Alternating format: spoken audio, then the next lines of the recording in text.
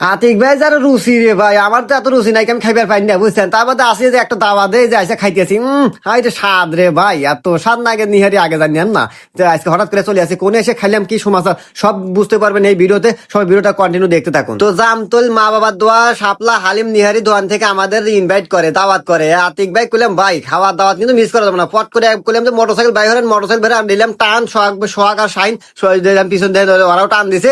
দেরি সইতেছে না, তাড়াতাড়ি যাবো তাড়াতাড়ি খামু।